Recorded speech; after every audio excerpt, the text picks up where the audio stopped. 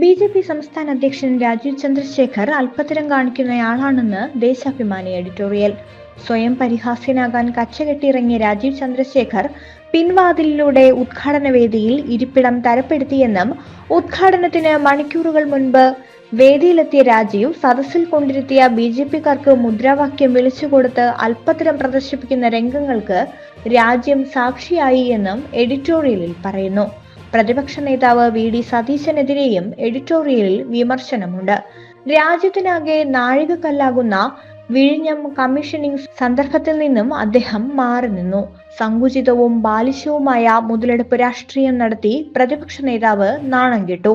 വേദിയിലിരിക്കാൻ അവസരമുണ്ടായിട്ടും credit തന്നില്ലെന്ന് പറഞ്ഞ് ചടങ്ങ് ബഹിഷ്കരിച്ചു. ഇതിലൂടെ വി.ഡി. സതീശൻ ഒറ്റപ്പെട്ടുവെന്നും എഡിറ്റോറിയലിൽ പറയുന്നു. പിണറായി വിജയൻ എന്ന രാഷ്ട്രീയ നേതാവിനെയല്ല ഉദ്ഘാടന ചടങ്ങിൽ കണ്ടത്. വിഴിഞ്ഞം നഷ്ടപ്പെടുകയോ അല്ലെങ്കിൽ സംസ്ഥാനത്തിന്റെ താൽപര്യങ്ങൾ ബലി കഴിക്കുകയോ ചെയ്യുന്ന ഘട്ടത്തിൽ മഹാപ്രതിരോധം തീർക്കാൻ അദ്ദേഹത്തിനായി. മനുഷ്യ ചങ്ങല തീർത്തും ദീർഘമായ സത്യാഗ്രഹ സമരം നടത്തിയുമാണ് പദ്ധതി സംസ്ഥാനത്തിന്റെ താൽപര്യങ്ങൾക്ക് ഉതകും വിധം LDF മാറ്റിയതെന്നും ലേഖനത്തിലുണ്ട്.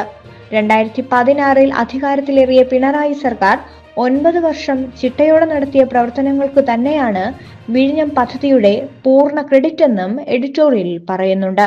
അതേസമയം പദ്ധതിക്ക് തറക്കല്ലിട്ട ഉമ്മൻചാണ്ടിയെ മറന്ന് പദ്ധതിയുടെ ക്രെഡിറ്റ് അടിക്കാൻ പിണറായി വിജയൻ ശ്രമിക്കുന്നുവെന്ന് UDF വിമർശനം ഉയർന്നിട്ടുണ്ട്. LDFന്റെ 4ാം വാർഷികാഘോഷങ്ങളുടെ ഭാഗമായാണ് സർക്കാർ പദ്ധതിയുടെ കമ്മീഷനിംഗ് നടത്തിയത്. ഇതിൽ ആദ്യഘട്ടത്തിൽ പ്രതിപക്ഷ നേതാവിനെയും പ്രതിപക്ഷത്തെയും ക്ഷണിച്ചിട്ടുണ്ടായിരുന്നില്ല. ഇതിൽ വലിയ രീതിയിൽ വിമർശനമുയർന്നു.